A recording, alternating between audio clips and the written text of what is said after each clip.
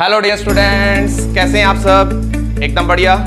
My name is Narendra Singh और आप सब देख रहे हैं आपका अपना चैनल फिजिक्स गुरु। तो डियर स्टूडेंट्स, आज का अपना टॉपिक है magnetic field due to straight conductor carrying current. Last lecture के अंदर हमने बायो-सावर्ट्स लॉ डिस्कस किया था। बायो-सावर्ट्स लॉ की एप्लीकेशन ही है स्ट्रेट कंडक्टर कैरिंग करंट, फिर आगे आएगा सर्कुलर कोइल कैरिंग करंट, फिर magnetic field at the axis of the current carrying ring या करंट कैरिंग कोइल। ठीक है, तो ये टॉपिक है बायो-सावर्ट्स लॉ की कुछ एप्लीकेशंस हैं। तो कॉपी पेन उठाइए और नोट्स बनाइए, करें स्टार्ट। चलो करते हैं। Magnetic field due to straight conductor carrying current कि एक कोई कंडक्टर है, वो करंट कैरी कर रहा है लेकिन स्ट्रेट है। कंडीशन क्या है? स्ट्रेट है। ठीक है, और वो करंट कैरिंग कर रहा है, तो उसके मैग्नेटिक फील्ड कैसे निकालेंगे? चलो देखिए, इधर ये कंडक्टर लिया, इसका डायग्राम अच्छे से देख लेना। ये एक स्ट्रेट कंडक्टर लिया जो कि करंट कैरी कर रहा है I, ये X है और ये Y है। ठीक है, यहां पे हम मैग्नेटिक फील्ड निकालना चाहते हैं इस पॉइंट पे। This is the point P, we want to find the magnetic field at point P। ठीक है, इस पॉइंट पे मैग्नेटिक फील्ड निकालना चाहते हैं, निकाल लेते हैं। अब देखिए इधर, इसमें करंट कितना बताया मैंने? इसमें गया करंट I, इसमें करंट कितना गया? I। ये बहुत स्ट्रेट कंडक्टर है, काफी बड़ा कंडक्टर है। ठीक है, ये एक्स वाई पॉइंट है, यहाँ पे काफी बड़ा कंडक्टर है हमने। ठीक है, इधर देखिए, इधर ये एक परपेंडिकुलर डिस्टेंस है इसकी A, यहां से लेके यहां तक एक परपेंडिकुलर डिस्टेंस कितनी है? A। ये परपेंडिकुलर डिस्टेंस याद रखना, ये एंगल 90 है। ये एंगल कितना है? 90 डिग्री। एक करंट एलिमेंट की बात की थी कि बायो-सावर्ट्स लॉ एप्लीकेबल है, स्मॉल लेंथ एलिमेंट के लिए एप्लीकेबल है। तो यहां पे एक छोटा सा लेंथ एलिमेंट ले लिया DL। लेंथ एलिमेंट कितना ले लिया? DL। ये छोटा सा है। इस छोटे से एलिमेंट की वजह से यहां मैग्नेटिक फील्ड निकालेंगे, फिर उसका इंटीग्रेशन कर देंगे एक्स वाई तक। तो कंप्लीट का आ गया कि नहीं आ गया मैग्नेटिक फील्ड? तो चलिए स्टार्ट करते हैं। ये DL एलिमेंट है, यहां से ये जो डिस्टेंस है इसका नाम क्या था? R। याद करो, बायो-सावर्ट्स लॉ में कितनी ली थी? ये वैल्यू ली थी R डिस्टेंस थी। और एंगल कितना बनाया था करंट एलिमेंट से? थीटा लिया था कि नहीं लिया था? याद करो, थीटा लिया था। ठीक है, चलो ये थीटा एंगल है और ये एंगल कितना मान लो? ये मान लो फाई एंगल। ये एंगल कितना है? फाई। ये एंगल थीटा है, ये एंगल है फाई। समझ में आया कि नहीं है? हमने मान लिया ये एंगल थीटा है, ये है फाई एंगल। ठीक है, यहां से लेके यहां तक का ये जो एंगल कंप्लीट, ये देखो, ये मैं यहां से लेके, देखो यहां से लेके यहां तक का, इस एंगल का नाम है फाई 1 और यहां से लेके यहां तक का एंगल है फाई 2। ये पूरा एंगल यहां से लेके यहां तक का क्या है? फाई 2। याद रखें, देखो ध्यान सुन लो फिर से। ये तो एंगल है थीटा, हमने माना कि थीटा एंगल, क्योंकि बायो-सावर्ट्स लॉ थीटा एंगल था, ideal sine theta upon r²। ये एंगल थीटा है, इस एंगल को मानना ये क्या एंगल है? फाई एंगल है। ठीक है, तो ये यहां से लेके जो 90 डिग्री जो बनाया था ना, इससे ये परपेंडिकुलर जो ड्रॉ किया था, इससे नीचे वाला एंगल है फाई 1 और ऊपर वाला एंगल है फाई 2। समझ में आया कि नहीं आया? नीचे वाला कितना है? फाई 1 और ऊपर वाला एंगल क्या है?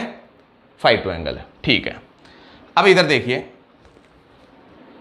कि भाई अब करते हैं इसका मैग्नेटिक फील्ड निकालते हैं। तो मैग्नेटिक फील्ड का फॉर्मूला क्या था? और ये सुनो ध्यान से, पहले एक चीज और बच गई। देखो इधर ये लेंथ है, यहां से लेके यहां तक की लेंथ है L, यहां से लेके यहां तक की लेंथ मान लो L है। ठीक है, by using Biot Savart's law dB equal to कितना था? याद करो, μ0/4 pi IDL sine theta upon r²। याद करो, बायो-सावर्ट्स लॉ यही था।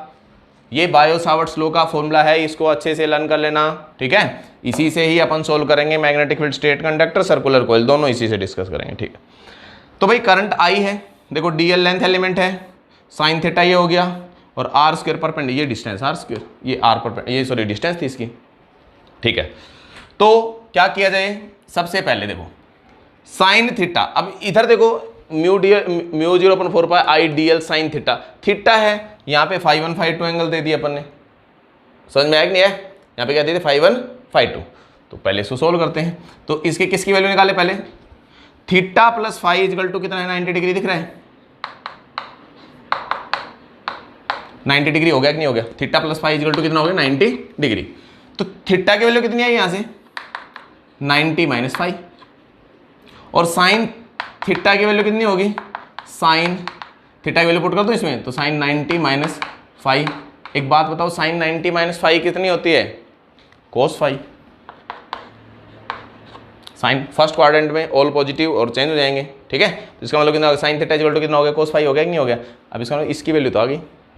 अब बच गया कौन कौन, डीएल बच गया और आर बच गया। चलो देखिए दूसरा देखो, ट्राइंगल पी है, ये पॉइंट दे दो ओ और ये पॉइंट दे दो C. Triangle O P C, triangle O P C से कोस थीटा इक्वल टू कितना आएगा बताओ जल्दी से, cos phi, cos phi equal to कितना है बताओ जल्दी से, कोस फाई, ये एंगल फाई है ना, कोस फाई इक्वल टू कितना आ गया, सोचिए जल्दी से, base upon hypotenuse, A by R आया कि नहीं आया, बेस ये हो गया, हाइपोटेनस ये हो गया, कोस फाई। इस ट्राइंगल से कोस फाई की वैल्यू ए बाई आर आ गया कि नहीं आ गया। तो याद करो आर की वैल्यू कितनी है बताओ, a by cos phi. Equation number ये फर्स्ट सेकंड दे दो, इसको दे दो थर्ड। इसका मतलब आर की वैल्यू भी आ गई अपने पास इन टर्म्स ऑफ फाई, ठीक है। अब देखिए डीएल की वैल्यू बच गई, तो डीएल की वैल्यू और निकालनी है हमें। ट्राइंगल ओपीसी से ही, ट्राइंगल ओपीसी सिमिलर है, चलिए ट्राइंगल ओपीसी से क्या आएगा, tan phi equal to, tan phi equal to कितना होता है, tan phi perpendicular upon base l by a. आ गया कि नहीं आ गया, l की वैल्यू कितनी आ गई बताओ जल्दी से, a tan फाई। अब अपने को वैल्यू किसकी चाहिए, dl की वैल्यू चाहिए भाई, अपने को फाई से कम नहीं चलेगा, l की वैल्यू नहीं चाहिए हमें, dl की चाहिए। dl मतलब डिफरेंशिएशन करो इसका, तो डिफरेंशिएशन क्या करें, l का डिफरेंस dl और a और tan फाई का डिफरेंशिएशन कितना होता है, sec square phi, sec square phi, और फाई का डिफरेंशिएशन कितना हो जाएगा डी फाई, पार्शियल डिफरेंशिएशन कर दिया, ठीक है। समझ में आया कि नहीं है, dl हो गया a tan, अब ये तो कांस्टेंट है a, तो tan फाई का सेक स्क्वायर फाई, और फाई का करना पड़ेगा इसमें, तो कितना आएगा डी फाई। इक्वेशन नंबर 4 हो गई। इक्वेशन नंबर सेकंड, थर्ड और फोर्थ किस में पुट कर देते हैं, फर्स्ट में पुट कर देते हैं। चलो पुट कर देते हैं, देखिए इक्वेशन नंबर सेकंड, थर्ड और फोर्थ पुट कर देते हैं फर्स्ट के अंदर। तो डी बी इजिकल टू आ गया म्यू 0/4 पाई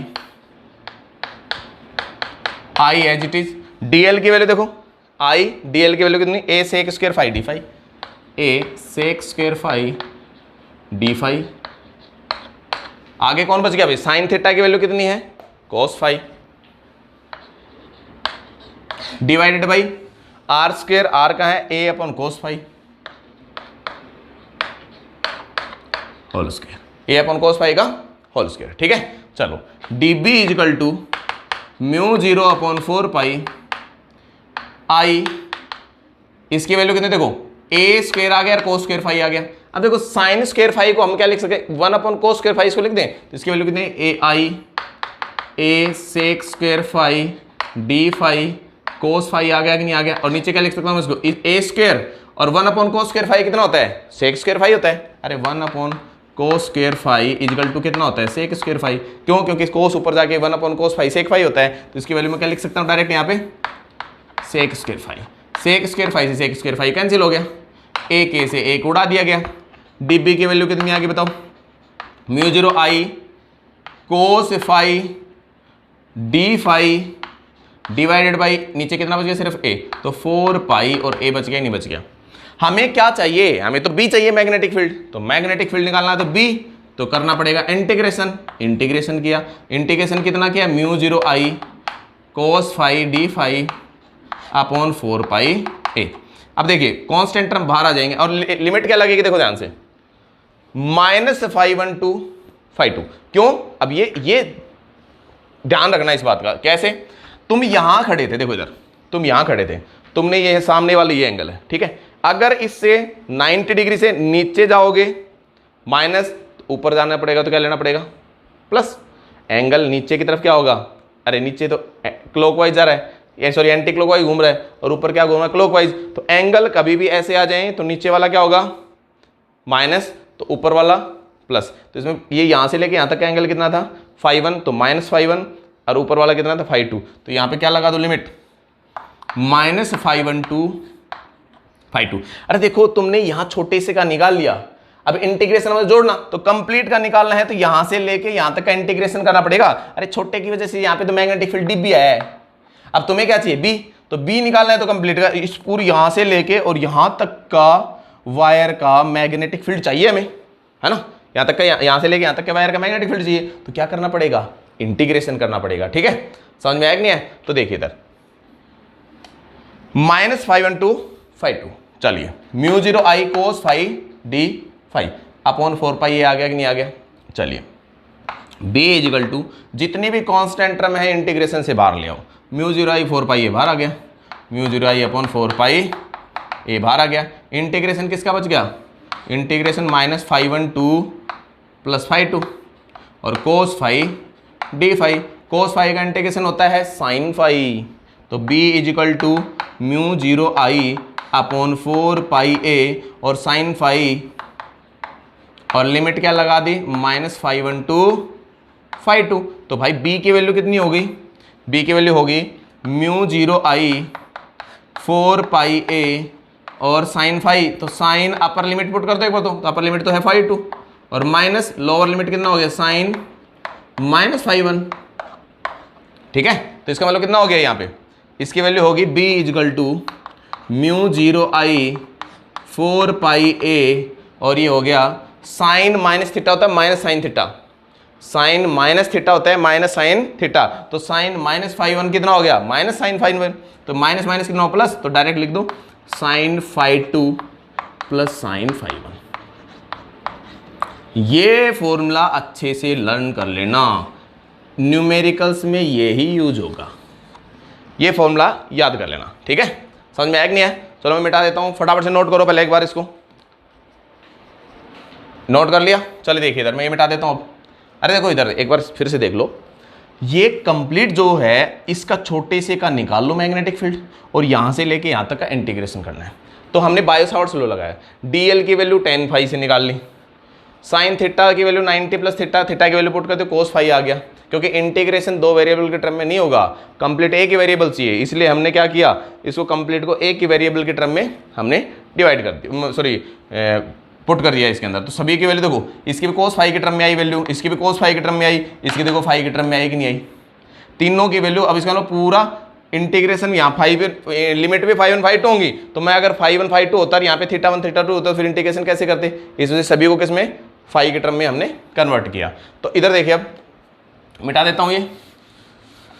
अब क्या करना है देखिए इधर ये वैल्यू आई b की वैल्यू, तो पहला फॉर्मूला तो आया μ0 I upon 4 sine φ1 plus sine या साइन φ2 प्लस साइन φ1, चाहे पहले φ1 लिख दो φ2 लिख दो, कोई फर्क नहीं पड़ता है। एक तो ये फॉर्मूला है, φ1 φ2 हमेशा जहां से मैग्नेटिक फील्ड निकालना चाहते हो उस पॉइंट से बनेंगे φ1 φ2 एंगल। ठीक है, अब मैं तुम्हें एक चीज और बताता हूं, सपोज ये एंगल है θ1 और ये एंगल कितना है θ2, समझ में आया कि नहीं है। अब देखो 90 प्लस थीटा, तो इसकी वैल्यू कितनी होगी देखो ध्यान से, ये φ2 प्लस θ2, तो θ2 प्लस φ2 इजिकल टू 90 डिग्री हो गया कि नहीं हो गया बताओ।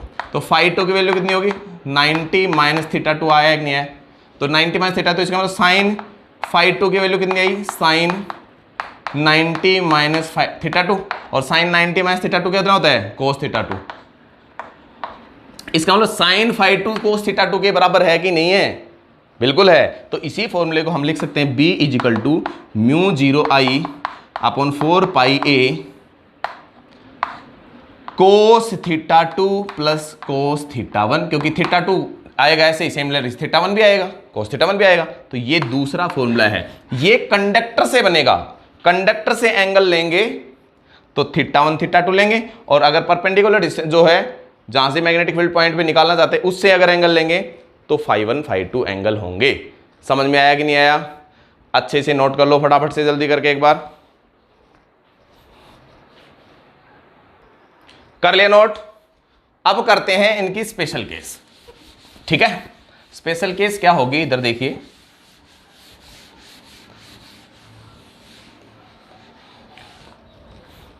दोनों फॉर्मूले देखें, फॉर्मूले एक जगह लिख देंगे और फिर इसी स्पेशल केस करेंगे।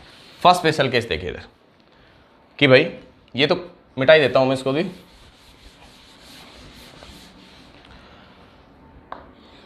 ये कंडक्टर लिया, ठीक है। अगर कंडक्टर के, ये कंडक्टर के फर्स्ट केस क्या है, कंडक्टर तो है इनफाइनाइट लेंथ, और जो पॉइंट P है, ये पॉइंट P पहले तो दूर था, अब ये पॉइंट P बिल्कुल इसके पास है, यहां पे वेरी क्लोज टू कंडक्टर हमें मैग्नेटिक फील्ड निकालना है। तो कैसे करेंगे, तो किस तरीके से किया जाए क्वेश्चन, मतलब क्या बोला गया है, ये तो इनफाइनाइट लेंथ कंडक्टर है, इनफाइनाइट लेंथ कंडक्टर है, point P is very close to conductor, ठीक है। तो ये P पॉइंट यहां पे है। तो एक बात बताओ, P पॉइंट यहां पे लेंगे तो सपोज मैं इधर दिखा देता हूं थोड़ा सा यहां करके, कि इनफाइनाइट लेंथ कंडक्टर है ये ऐसे, ये हो गया। अगर ये तो देखो यहां पे, अब ये देखो ये एंगल पहले यहां था, ये पॉइंट यहां, पहले यहां था, तो ये एंगल की वैल्यू देखो कितनी थी, थोड़ी कम थी। अब इसको थोड़ा और लेके गए तो ये एंगल कौन सा ज्यादा बड़ा है, बताओ जल्दी से, ये वाला एंगल बड़ा है कि ये वाला एंगल बड़ा है, ये एंगल छोटा होगा, ये एंगल कितना है, बड़ा होगा। अगर बिल्कुल पास चले जाएंगे तो ये एंगल कितना हो जाएगा, 90 डिग्री आ गया कि नहीं आ गया, ठीक है। वेरी क्लोज 90 डिग्री होगा, नियर इक्वल 90 डिग्री होगा कि नहीं होगा। अरे बिल्कुल टच नहीं करना, टच नहीं करना, लेकिन बिल्कुल पास है इसके, टच नहीं करना, लेकिन बिल्कुल बहुत क्लोज है यहाँ पे, समझ में आया कि नहीं है। तो नियर इक्वल टू थीटा की वैल्यू कितनी होगी, 90 डिग्री। और ये अगर ये वाला एंगल लें तो ये θ1 θ2 कितना होगा, near equal to 0, near equal to कितना हो गया 0। और ये कितने होंगे थीटा, ये वैल्यू φ1 φ2 की वैल्यू कितनी होगी, नियर इक्वल टू 90 डिग्री। समझ में आया कि नहीं आया, ये चीज समझनी जरूरी है। ये कंडक्टर तो बहुत बड़ा है और ये पॉइंट P इसके पास, ये देखो ये लेके गए, ये बढ़ता गया, एंगल बढ़ता गया, ठीक है। तो चाहे तुम्हारी मर्जी है, उस फॉर्मूले में पुट कर दो। कौन से में, दो फॉर्मूले थे, एक तो B equal to μ0I 4π a sin φ2 plus sin φ1, ठीक है। और दूसरा था B equal to μ0I 4π a cos θ2 plus cos θ1, ठीक है। तुम्हारी जिसमें पुट करनी है उसमें पुट कर सकते हो, उसके अंदर कोई फर्क नहीं पड़ेगा। चलो मैं इसमें पुट करता हूं पहले। तो B की वैल्यू कितनी आई, μ0I 4π a, φ1 φ2 की वैल्यू कितनी है 90 डिग्री, sin 90 प्लस sin 90 कितना हो गया, sin 90 की वैल्यू कितनी थी 1, तो 1 प्लस 1 कितना होगा 2। तो B की वैल्यू कितनी आई, μ0I अपॉन 4π a, और इनटू में 2 से 2 कट गया, कितना बच गया, ये 2 बच गया। तो B की वैल्यू कितनी आई, μ0I अपॉन 2π a। तो तुम्हें अगर बोल दिया जाए कि कंडक्टर है, स्ट्रेट कंडक्टर है, इनफाइनाइट लेंथ कंडक्टर है, उसके near equal magnetic field μ0I upon 2π होता है, μ0I अपॉन 2π a। समझ में आ गया। देखो इसमें पुट करते तो कितना आता, cos 0 1 होता है, ये भी तो ये भी 2 आता है, दोनों की वैल्यू सेम आती कि नहीं आती, बिल्कुल सेम आती। क्यों, क्योंकि मैंने बताया ना θ1 θ2 तो 0 हो जाएंगे। क्यों, अरे ये यहाँ पे बिल्कुल इसके बिल्कुल ये यहाँ पे होगा तो इसकी वैल्यू तो कितनी होगी, ये एंगल तो 0 ही हो गया, और ये एंगल भी 0 हो जाएगा, ठीक है ना। समझ में आया कि नहीं आया। चलिए अब दूसरी केस क्या है, ये तो कब था, infinite length conductor, point P lie very close to the conductor, ठीक है। अगर P पॉइंट जहां magnetic field near to the conductor हमें निकालना है। चलो सेकंड देखिए इधर, सेकंड केस क्या है इसकी, अगर पॉइंट P हम निकालें, वन एंड ऑफ कंडक्टर पे निकालें तो क्या होगा, ये लिया, ठीक है। इस पॉइंट पे निकालना चाहते हैं, एक एंड पे, इनफाइनाइट लेंथ कंडक्टर है, इनफाइनाइट लेंथ कंडक्टर है, और ये यहां पे हम मैग्नेटिक फील्ड निकालना चाहते हैं वन एंड पे।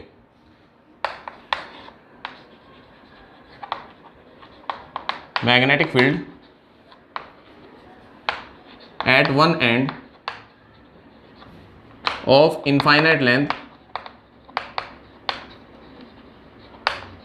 कंडक्टर, करंट कैरिंग कंडक्टर बोलेंगे,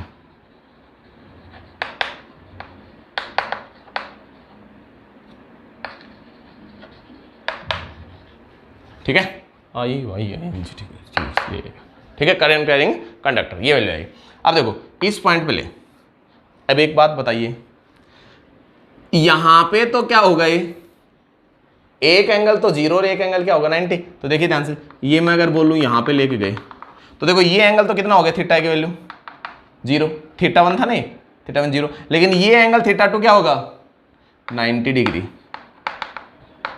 अब यहां पे जहां पे थीटा की वैल्यू 90 होती है वहां पे फाई की वैल्यू कितनी होगी, फाई 2 की वैल्यू 0, और यहाँ पे फाई 1 की वैल्यू कितनी आएगी 90 डिग्री। अब कैसे, देखिए इधर ये था, इधर ये पॉइंट एंड कंडक्टर ये है, तो ये सपोज ये पॉइंट कंडक्टर, ठीक है, ये कंडक्टर है, मैंने रजिस्टर को कंडक्टर माना, चौक को क्या मान लिया परपेंडिकुलर, ये पॉइंट यहाँ है, तो देखो ये एंगल कितना हुआ 90, लेकिन ये एंगल कितना है, अब यहाँ तो तुम्हें दिख रहा है कुछ, लेकिन ये मैं इनफाइनाइट लेंथ कंडक्टर बोलूंगा ना तो ये यहाँ पे बड़ा है, ये लेंथ और कंडक्टर ले तो थोड़ा और छोटा और छोटा और छोटा, इनफाइनाइट का मतलब बहुत अपने को नहीं पता, तो इसका मतलब एंगल वहाँ पे क्या हो गया 0 हो गया, ठीक है, याद हो गया ना, ये देखो ये एंगल था। अब फाई यहाँ पे देखो, फाई ऊपर वाला एंगल तो है ही नहीं, क्यों, क्योंकि परपेंडिकुलर है, इसका मतलब ये तो क्या हो गया 0, ये तो ऊपर तो कुछ है ही नहीं, 0 हो गया, और नीचे वाला ये क्या हो गया, एक की वैल्यू 90 डिग्री, तो दोनों में यहाँ पे पुट करेंगे तो इसकी वैल्यू कितनी आएगी, देखो इधर इसको इस तरीके से देख सकते हो तुम, ये कंडक्टर लिया, ये पॉइंट यहाँ ले लिया, यही तो है वन एंड, ये ऊपर वाला एंगल कौन सा था फाई 2 था, और ये एंगल कितना था फाई 1 था, यहाँ एंगल कितना था थीटा 1 था, और ये एंगल कितना है थीटा 2 है। अरे भाई ये बिल्कुल पास लेके जाएंगे, पास लेते गए तो ये फाई 1 बढ़ता गया बढ़ता गया बढ़ता गया बढ़ता गया, यहाँ पे तो कितना हो गया इसकी वैल्यू, सॉरी फाई 1 की वैल्यू तो 90 होगी, लेकिन फाई 2 तो क्या है 0 ही है, ऊपर कुछ है क्या नहीं है, वन एंड पे निकालना चाहते हैं, इस वजह से फाई 2 की वैल्यू कितनी होगी, तो फाई 2 हो गया 0, तो थीटा 2 की वैल्यू कितनी है 90 डिग्री है, और फाई 1 क्या है 90, और फाई थीटा 1 की वैल्यू कितनी होगी 0 डिग्री, जहां ये 90 होगा वहाँ 0 हो जाएगी इसकी वैल्यू। तो ये फॉर्मूला फिर से पुट करें तो बी की वैल्यू कितनी I mu 0 I upon 4 pi a sine phi 2 sine phi 1, B is equal to कितना mu 0 I 4 pi a sine phi 2 की वैल्यू 0 है, तो साइन 0 प्लस साइन इसकी वैल्यू कितनी 90, ये पुट किया, साइन 0 की वैल्यू 0 होती है, साइन 90 की वैल्यू 1 होती है, तो बी की वैल्यू कितनी I mu 0 I upon 4 pi a, one and के ऊपर मैग्नेटिक फील्ड, समझ में आया कि नहीं आया। तो सेंटर से वन एंड पे जाएंगे तो मैग्नेटिक फील्ड की वैल्यू कितनी हो जाती है हाफ हो जाएगी, देखो पहले 2 था यहाँ 4 आ गया, तो इसमें लोग पहले के कंपेरेटिवली कितनी होगी हाफ होगी ना, समझ में आया कि नहीं आया। तो ये बी एंड से बी एंड पे बी सेंटर डिवाइडेड बाई 2 होता है, बी सेंटर डिवाइड बाई 2, ये हो गया अपने मैग्नेटिक फील्ड की क्या है स्पेशल केस होगी, समझ में आ गया। और मैंने एक पहले बायो सावर्ट्स लॉ में बता दिया था, अगर कोई कंडक्टर हो उसके इस पॉइंट पे तुम्हें निकालना हो, देखो ये पॉइंट और इस पॉइंट में फर्क है दोनों में, ध्यान रखना, ये तुमने यहाँ पे ये इस पॉइंट पे निकाला है तुमने, और मैं ये क्या बोल रहा हूँ अगर इसी के एक्सिस पे हो तो यहाँ पे थीटा की वैल्यू कितनी हो जाती है 0, और म्यू 0/4 बायो सावर्ट्स लॉ क्या होता है dB equal to mu 0/4 pi ideal sine theta upon R square, sine 0 कितना होता है 0, तो मैग्नेटिक फील्ड कभी भी किसी वायर करंट कैरिंग कंडक्टर है और उसी की एक्सिस पे निकाला जाए, इस पॉइंट पे निकाला जाए, तो हमेशा बी की वैल्यू कितनी होती है 0 होती है, यहां 0 नहीं होती है, यहां 0 होती है, ये दोनों में फर्क है, ध्यान रखना इस बात का, ठीक है। फटाफट से इसको नोट करो, आगे न्यूमेरिकल्स करते हैं हम। अब न्यूमेरिकल नंबर फर्स्ट देखिए इधर,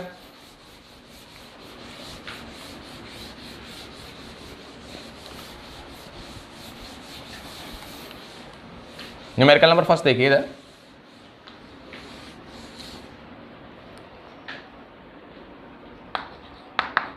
क्वेश्चन नंबर फर्स्ट, एक कोई कंडक्टर है, ठीक है, कोई करंट कैरिंग कंडक्टर है, carrying current 2 ampere, 2 ampere current carry कर रहा है, ठीक है।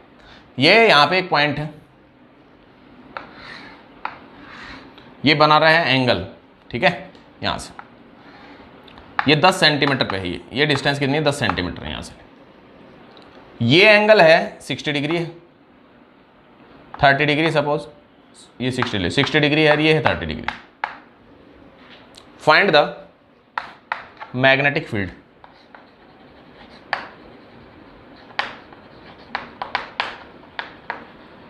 एट पॉइंट P,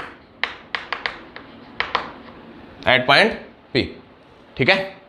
फॉर्मूला कौन सा लगाएं, ये एंगल कौन से थे, φ1 φ2 थे, और ये एंगल कौन से थे, θ1 θ2। याद रख लेना इस बात को, ये एंगल φ1 φ2 होंगे, ये एंगल θ1 θ2 होंगे। कंडक्टर से हमेशा θ1 θ2 बन रहे हैं, और परपेंडिकुलर टू द वायर जो होंगे, कंडक्टर के जस्ट सामने जो एंगल होंगे वो कौन से होंगे, φ1 φ2 होंगे भाई। तो क्या किया जाए, कर देते हैं b = μ0I upon 4πa sine φ1 plus sine या साइन φ2 प्लस साइन φ1। ठीक है, कुछ भी φ1 φ2 कोई भी ले लो, कोई दिक्कत नहीं है इसमें। तो ये एंगल प्लस ये एंगल, क्या फर्क पड़ेगा। b = μ0/4π को कभी नहीं काटना अपने को, ठीक है। तो μ0/4π को तो एज इट इज रखो। I की वैल्यू कितनी होगी भाई, 2 एम्पियर। 2 a की वैल्यू कितनी, 10 सेंटीमीटर। 10 × 10⁻² मीटर हो गया। साइन φ2 की वैल्यू देखो, φ2 30 डिग्री और φ1 कितना 60 डिग्री है। तो साइन φ2 की वैल्यू कितनी थी, 30 साइन 60। ठीक है, तो साइन 30 साइन 60। b की वैल्यू कितनी, μ0/4π की वैल्यू होती है 10⁻⁻7 होती है, ये पता ही रखा है। अरे b की वैल्यू μ0/4π की वैल्यू ही तो k था, और इसकी वैल्यू बायो-सावर्ट्स लॉ में मैंने करवाई थी, कितनी थी इसकी वैल्यू, 10⁻⁷ इंटू 2 डिवाइड बाई इसकी वैल्यू कितनी बची, कट गया, -1 बच गया, 10⁻⁻1। और साइन 30 की वैल्यू 1/2 प्लस √3/2। ठीक है, तो भाई तो कॉमन आ गया, -6 बच गया। b = कितना हो गया, 2 कॉमन आके कट गया इससे, तो इसकी वैल्यू कितनी आई, अरे 2 कॉमन आ गया तो 1 + √3 ये आ गया। तो 1 + √3 इंटू 10⁻⁻6 टेस्ला आ गया मैग्नेटिक फील्ड। ये हो गया इसका मैग्नेटिक फील्ड। समझ में आ गया, अच्छे से समझ लो, क्योंकि अब स्क्वायर के करेंगे, ट्राइंगल के करेंगे, वो इसके बाद करेंगे। फटाफट से पहले इसको नोट करो, कर लिया नोट भाई। और इसकी देखो डायरेक्शन, एक चीज और देख लो, इसकी डायरेक्शन इसकी किससे दी जाती है, राइट हैंड थंब रूल से। जो अपन ने right hand thumb rule, corkscrew rule हमने बायो-सावर्ट्स लॉ में डिस्कस कर लिए थे। तो बायो-सावर्ट्स लॉ में क्या बोला जाता है इसके अंदर, ये देखो राइट हैंड थंब रूल से करंट कहाँ है, अपवर्ड। तो यहाँ पे इस पॉइंट पे कर्वेचर ऑफ फिंगर कहाँ है, इनवर्ड, घूम रही है नहीं, देखो ये ऐसे गई करंट कैरिंग कंडक्टर, ये ऐसे आपने होल्ड किया, और फिंगर्स कहाँ कल हो रही है, अंदर। तो यहाँ मैग्नेटिक फील्ड क्या होगा, इनवर्ड होगा। तो यहाँ पे लिख सकते हैं मैग्नेटिक फील्ड क्या होगा, यहाँ पे इनवर्ड। मतलब क्रॉस का मतलब इनवर्ड, डॉट का मतलब आउटवर्ड। तो ये क्रॉस होगा कि नहीं होगा, तो मैग्नेटिक फील्ड क्या होगा, यहाँ पे लिख सकते हो इनवर्ड। इनवर्ड इसके अंदर क्या होगा, मैग्नेटिक फील्ड की डायरेक्शन होगी। ये इसलिए इसमें डिस्कस नहीं की, क्यों, क्योंकि हमने बायो-सावर्ट्स लॉ में ये डिस्कस कर लिए हैं। और अगर किसी को नहीं यहाँ पे समझ में आई तो बायो-सावर्ट्स लॉ में एक बार जाके और चेक कर लें उसके अंदर कि टॉपिक जो करवा रखा है ना bio-Savart's law, ousted experiment and bio-Savart's law, उसके अंदर राइट हैंड थंब रूल और कॉर्कस्क्रू रूल दोनों करवा रखे हैं। ठीक है, अब नेक्स्ट क्वेश्चन करते हैं।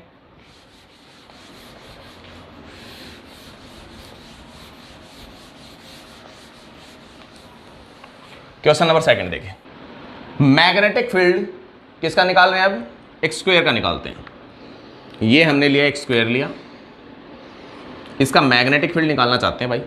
ठीक है, इस स्क्वायर की साइड ले ली 2a। ठीक है, इसके सेंटर पे मैग्नेटिक फील्ड निकालना चाहते हैं। Find the magnetic field direction and magnitude of magnetic field at the centre of square of side 2a। ये क्वेश्चन अपना, ठीक है। चलो 2a है तो सेंटर कितनी दूर हुआ, रे a दूर हुआ। अरे 2a है तो सेंटर यही होगा, स्क्वायर है इस वजह से। ठीक है, इधर देखें, ये करंट कैरी कर रहा है I करंट कैरी कर रहा है, कोई दिक्कत नहीं है। ठीक है, अब किसी भी एक पॉइंट पे पहले एक साइड ले, कोई भी, चलो ये साइड ले लेते हैं।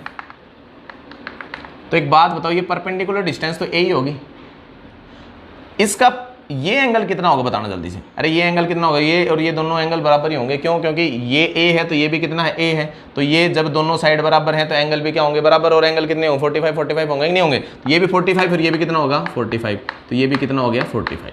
ठीक है, समझ में आ गया। चलो अब हमें क्या निकालना है, इस पे O पॉइंट पे मैग्नेटिक फील्ड निकालना है। तो फॉर्मूले में पुट कर देते हैं। तो फॉर्मूला क्या था, यहाँ पे देखिए, B = था μ0I/4πa साइन, अब देखो 4 पाई ए इसलिए क्योंकि यहाँ पे डिस्टेंस ए ही है, परपेंडिकुलर डिस्टेंस, ये परपेंडिकुलर डिस्टेंस पुट करनी थी यहाँ पे। अगर ये 2a होती तो मैं यहाँ पे 2a पुट करता, यहाँ 4a होती थी यहाँ 4a पुट करता, जो भी आएगी वो पुट करूँ, 2 सेंटीमीटर 4 5 जितनी भी होगी हम ये वैल्यू इसके अंदर पुट करेंगे। साइन फाई 2 साइन फाई 1 हो गया। तो b की वैल्यू कितनी है, mu 0 i 4 pi a sine phi 2, sine phi 2 की वैल्यू 45 45, तो साइन 45 प्लस साइन 45, दोनों की वैल्यू कितनी होगी, b की वैल्यू हो गई mu 0 i 4 pi a 1/√2 plus 1/√2, 1/√2 plus 1/√2 2/√2,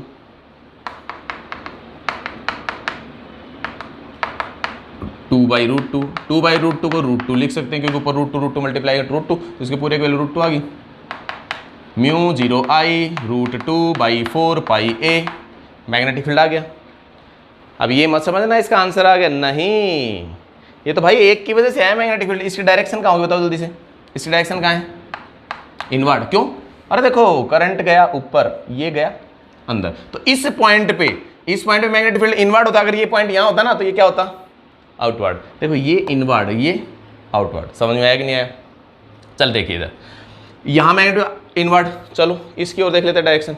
current गया इधर घूम के, तो देखो कर्वेचर फिंगर देखो ऐसे घूम रही है, यहाँ जा रही है अंदर, इसका मतलब यहाँ पे जैसे अगर ऊपर होती तो बाहर आ रही थी, यहाँ है अंदर, तो ये तो यहाँ पे निकालना है, तो ये क्या है, इनवर्ड जा रहा है, इसकी डायरेक्शन इनवर्ड है। चलो इस पे आते हैं, ये क्या कर रहा है, करंट नीचे आ गया। अब देखो कर्वेचर फिंगर कहाँ घूम रही है, राइट हैंड थंब रूल से, राइट हैंड थंब रूल, ठीक है, इनवर्ड। और इसमें देखो कर्वेचर फिंगर कहाँ घूम रही है, इनवर्ड। इसका मतलब सभी में डायरेक्शन ऑफ मैग्नेटिक फील्ड क्या है, इनवर्ड। तो नेट मैग्नेटिक फील्ड क्या होगा, सभी का जुड़ जाएगा, नेट आ जाएगा। तो इसका मतलब कितना हो गया, B net magnetic field equal to B B B B. क्यों, क्योंकि सबकी साइड बराबर है, सबकी परपेंडिकुलर डिस्टेंस भी बराबर है, इसलिए मैंने सिमेट्री से 4 कर दिया। अदरवाइज हमें निकालना पड़ता है, इसका भी निकालो, इसका भी निकालो, इसका भी निकालो, चारों को जोड़ दो, ठीक है। तो यहाँ पे क्या करते हैं, 4b कर सकते हैं। तो b नेट की वैल्यू कितनी होगी 4, और b की वैल्यू कितनी, म्यू 0 i √2/4 पाई a, 4 से 4 उड़ा दो, तो इसकी वैल्यू कितनी है, b net equal to √2 mu 0 i upon pi a। ये हो गया मैग्नेटिक फील्ड। भाई इसकी डायरेक्शन रे, अबे सबकी डायरेक्शन इनवर्ड आई थी, डायरेक्शन नेट कितनी आएगी, इनवर्ड। तो डायरेक्शन यहाँ पे क्रॉस लगा दो, क्रॉस का मतलब inward to the plane of paper. Inward से इसकी क्या होगी, डायरेक्शन ऑफ मैग्नेटिक फील्ड होगी। समझ में आया, छापिए जल्दी से।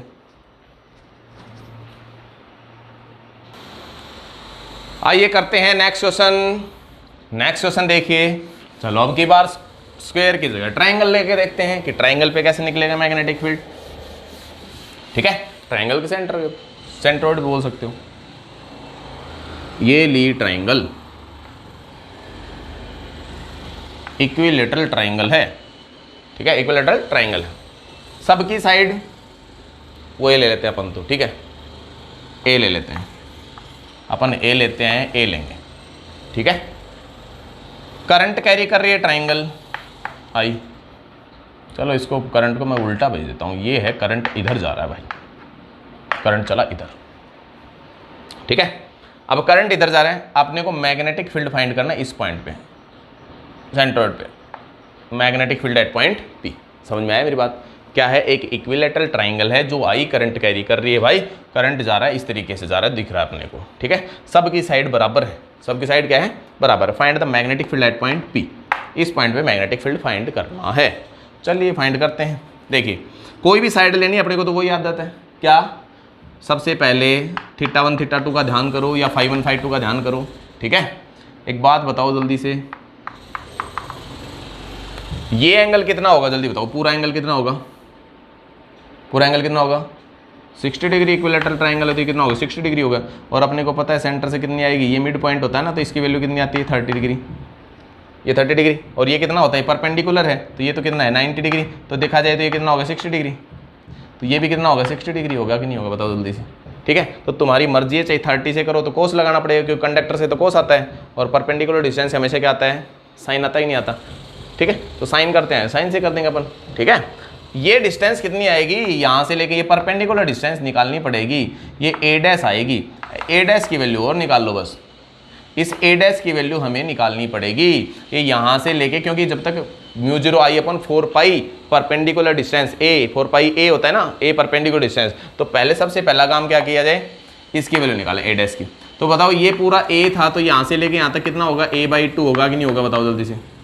ठीक है, अब देखो ट्राइंगल ले लेते ए बी, ए सी और डी लेते हैं, क्योंकि बी तो मैग्नेटिक फील्ड हम मान रहे हैं पहले से ही, तो हम बी नहीं ले सकते, तो इसके वैल्यू क्या है, ए सी डी ली। ट्राइंगल ए सी डी और ये क्या हो गया, एफ ले लिया। ट्राइंगल सी पी एफ से, ट्राइंगल सी पी एफ क्या किया जाए भाई, tan 30 ले ले, इधर देखो tan 30 इसलिए ले लो, ट्राइंगल ये tan 30, ये 30 वाला एंगल ले लेते हैं। tan 30 इक्वल टू कितना होता है, परपेंडिकुलर कितना है, ए डैश अपॉन बेस कितना है, a/2। tan 30 की वैल्यू कितनी होती है, 1/√3। tan 30 की वैल्यू कितनी होती है, 1/√3। होगी कि नहीं होगी, तो चलिए 1/√3, तो ए डैश की वैल्यू डायरेक्ट आ गई कि नहीं आ गई, तो ए डैश की वैल्यू यहाँ से कितनी निकल के आई भाई, 1/√3 और इनटू में इसको भेजो इधर, तो a/2, तो ए डैश की वैल्यू कितनी आई, a/2√3, इसकी किसकी वैल्यू आ गई, ए डैश की वैल्यू आ चुकी है हमारे पास, ए डैश आ गया। ठीक है, कोई दिक्कत नहीं। अब क्या किया जाए, अब फॉर्मूले में पुट किया जाए बी। अब देखो एक साइड की निकालेंगे, 3 से मल्टीप्लाई कर देंगे, क्योंकि इक्विलैटरल ट्राइंगल साइड बराबर होंगी, परपेंडिकुलर डिस्टेंस सब कुछ बराबर होगा कि नहीं होगा, तो इसके लिए क्या किया जाए, b equal to mu 0 I 4 pi A dash sine phi 2 plus sine phi 1। देखो साइन फाई 2, फाई 2 फाई 1 दोनों 60 डिग्री हैं। अगर मैं यहाँ पे कोस थीटा 2 कोस थीटा 1 करता तो मैं बोलता हूँ दोनों 30 डिग्री आते हैं। ठीक है, तो इसकी वैल्यू कितनी आई, b equal to mu 0 I 4 pi, ए की वैल्यू ये पुट कर दो, a/√2√3।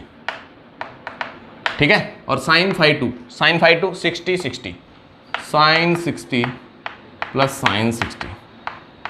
ठीक है, अभी कोई भी इसमें ले लो, लगभग इनमें है ना, कोई 30 60 जो भी है पुट कर सकते हो, तुम्हारे कोई फर्क नहीं पड़ेगा इस चीज़ से। ठीक है, तो b की वैल्यू कितनी है, म्यू 0 आई 4 पाई ए और 2√3 ऊपर चला गया, 2√3 और इनटू ये कितना हो गया, साइन 60 की वैल्यू कितनी होती है, √3/2 प्लस √3/2। ठीक है, तो कितना होगा 2√3/2, तो कितनी आएगी, √3 वैल्यू आ गई कि नहीं आ गई, तो इसकी वैल्यू कितनी, b equal to mu 0 I 2√3 into √3 divided by 4 pi A. √3 कितना हो गया, तो 2 2 जा 4, ये तो हो गया, तो ये होगा 3, तो इसकी b की वैल्यू कितनी आई, 3 म्यू 0 आई अपॉन 4 पाई ए। ये क्या आ गया भाई, मैग्नेटिक फील्ड आ गया। अरे देखो √3 कितना बन गया, 3, देखना इधर √3 2√3 आ गया डिवाइड बाई 2 2, तो √3 बच गया, √3 मल्टीप्लाई किया, 2 से 2 कट कर दिया, तो ये नीचे बच गया 4 का बन गया, सॉरी 2 आएगा नीचे, सॉरी भाई sorry 3 mu 0 I upon 2 pi ए। ये आ गया मैग्नेटिक फील्ड आ गया। डायरेक्शन देखिए, डायरेक्शन अब की बार, पहले करंट किधर जा रहा था भाई, अब की बार करंट की डायरेक्शन ये है, तो करंट की डायरेक्शन देखो, अब ये फिंगर घूम के कहाँ रही है, बाहर, इसका मतलब यहाँ मैग्नेटिक फील्ड क्या हो गया, आउटवर्ड। मैग्नेटिक फील्ड क्या होगा, आउटवर्ड। इसमें देखो फिंगर घूम के कहाँ रही है, बाहर आ रही है, और इसमें देखो फिंगर घूम के कहाँ आएंगे, देखो ये करंट कंडक्टर घूम के कहाँ है, बाहर, तो ये फिंगर बाहर आ रही है, तो यहाँ पे मैग्नेटिक फील्ड क्या होगा, आउटवर्ड। तो यहाँ पे मैग्नेटिक फील्ड की डायरेक्शन क्या आएगी, आउटवर्ड। ये तो एक साइड की आई है, सभी की थोड़ी आई है, ये तो एक साइड का मैग्नेटिक फील्ड निकाला है, तो नेट मैग्नेटिक फील्ड कितना आएगा, B net magnetic field equal to 3b। तो बी नेट की वैल्यू आ गई 3 into 3 mu 0 I upon 2 pi A, 3 mu 0 I upon 2 pi A, तो B net is equal to हो गया 9 म्यू 0 आई अपॉन 2 पाई ए। ये हो गया भाई बी नेट मैग्नेटिक फील्ड, ये वैल्यू आ गई। समझ में आया, डायरेक्शन भाई, डायरेक्शन वही डॉट आउटवर्ड लिख देना इसके अंदर, आउटवर्ड्स। समझ में आ गया, नोट कीजिए फटाफट से। नेक्स्ट क्वेश्चन देखिए, अब की बार क्या करते हैं, एक रेगुलर हेक्सागन लेते हैं, उसके वो करंट कैरी कर रहा आई, वहां मैग्नेटिक फील्ड हम निकालना चाहेंगे। ठीक है, चलिए देखिए, एक रेगुलर हेक्सागन लेते हैं, क्वेश्चन नंबर 4 है शायद। ठीक है, नंबरिंग देख लेना इधर। ये एक रेगुलर हेक्सागन पे।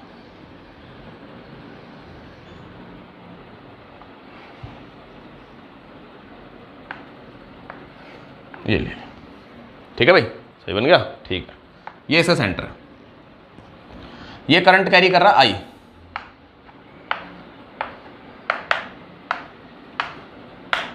कैरिंग करंट आई, ठीक है। अब क्या किया जाए, इस पॉइंट पे सेंटर ओ पे मैग्नेटिक फील्ड हम निकालना चाहते हैं, तो मैग्नेटिक फील्ड किस तरीके से निकालेंगे, देखिए इधर अपना तो वही काम है, आई करंट कैरी कर रहा था, साइड इसकी ए है, सॉरी साइड नहीं ली थी अपन ने, साइड इसकी क्या है, ए है, करंट कैरी कर रहा है आई। तो इस ओ पॉइंट में मैग्नेटिक फील्ड निकालेंगे, तो एक साइड का निकाले फिर 6 से मल्टीप्लाई कर देंगे बस।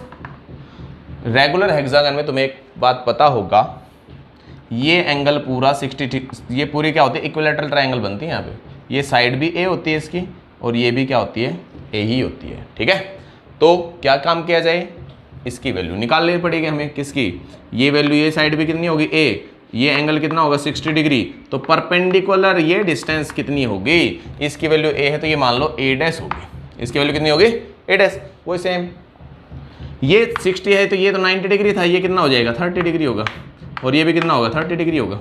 तो तुम्हारी मर्जी है, अगर है ना ये पता लग जाए तो कोस थीटा वाला फॉर्मूला पुट कर दो डायरेक्ट, कोस 60 प्लस कोस 60, यहाँ पे साइन 30 प्लस साइन 30, कोस 60 साइन 30 की वैल्यू बराबर ही तो होती है, कोई आंसर में फर्क नहीं पड़ेगा, इसलिए मैंने दोनों करवाए थे तुम्हें, ठीक है। जो तुम्हें अच्छा लगे, जो तुम्हें जहाँ पे सूटेबल लगे वो लगा दो वहाँ पे डायरेक्ट, ठीक है, निकालना नहीं पड़ेगा। तो देखिए इधर, तो ये 60 था तो मैं इसकी वैल्यू कितनी, ये कितनी आएगी 30 आएगी दोनों वैल्यू। तो एक काम करते हैं, पहले तो इसकी वैल्यू निकाल लेते हैं, तो ये पॉइंट ले लेते हैं सी और डी पॉइंट ले लेते हैं, ये पॉइंट अपन ने लिया था एफ, तो ये पॉइंट एफ ले लेते हैं। तो triangle C O F, triangle C O F से, ठीक है, हमें किसकी वैल्यू चाहिए भाई, हमें तो ए डैश की वैल्यू चाहिए, तो कोस 60 लेके पुट करते हैं डायरेक्ट, देखो इधर नहीं टू tan 60 की वैल्यू परपेंडिकुलर अपन क्या होता है बेस, तो देखो इधर ये वैल्यू कितनी आई भाई, ये काम करते हैं ना, इसकी वैल्यू कोस 10 की वैल्यू जरूरत है नहीं, देखो अपने पास ए की वैल्यू तो है ही पहले से, ये वैल्यू भी है, तो परपेंडिकुलर अपॉन हाइपोटेनस क्या होता है साइन, तो इसकी वैल्यू कितनी होती है साइन 60 वैल्यू, तो साइन 60 इक्वल टू कितना हो गया परपेंडिकुलर अपॉन हाइपोटेनस, तो परपेंडिकुलर की वैल्यू कितनी है ए डैश और हाइपोटेनस कितना है ए। अरे ये मतलब सीधी बात ये है, तुम्हें इसकी वैल्यू निकालनी चाहिए, tan से निकालो कोस से निकालो किससे भी निकालो, कोई फर्क नहीं पड़ता इससे, ठीक है। ये हमें ऑलरेडी हमें पता है, क्योंकि ये साइड ए होगी तो ये साइड भी कितनी होगी ए होगी, क्यों, क्योंकि रेगुलर हेक्सागन है इसी वजह से है, ठीक है। तो ये ए डैश अपॉन ए, कोस साइन 60 की वैल्यू कितनी होगी √3/2, तो ए डैश की वैल्यू कितनी होगी √3/2 is equal to a dash upon a √3/2 होगी कि नहीं होगी, तो यहाँ पे कितनी है ए डैश इज इक्वल टू आ गई ए √3/2, ये वैल्यू आ गई कि नहीं आ गई।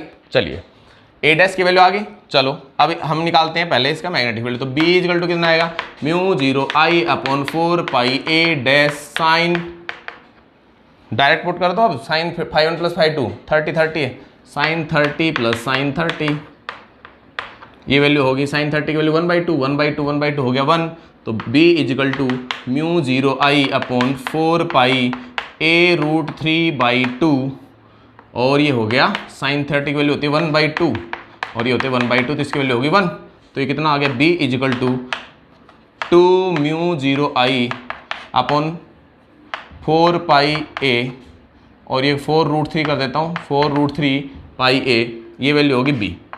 डायरेक्शन भाई देखो, करंट यहाँ पे इनवर्ड, यहाँ पे भी इनवर्ड, सबके लिए एक बार लूप बन गई, सबके लिए क्या आएगा इनवर्ड आ रहा है, ठीक है, यहाँ पे सबके लिए, यहाँ पे इस पॉइंट पे क्या इनवर्ड, तो मैग्नेटिक फील्ड की डायरेक्शन यहाँ क्रॉस कर देता हूँ, इनवर्ड का मतलब इनवर्ड मैग्नेटिक फील्ड मतलब क्रॉस, अब ये है ना ये क्रॉस, इसका मतलब तुम्हें अगर कैसा ऐसा मिल जाए ना, इसका मतलब ये इनवर्ड मैग्नेटिक फील्ड होगा, बी की डायरेक्शन इनवर्ड, और तुम्हें मिल जाए इसी क्वेश्चन में तुम्हें मिल जाए डॉट, तो डॉट का मतलब होता है आउटवर्ड, तो जब इनवर्ड आएगी तो क्रॉस करेंगे, आउटवर्ड आएगा तो डॉट करेंगे हम, ठीक है।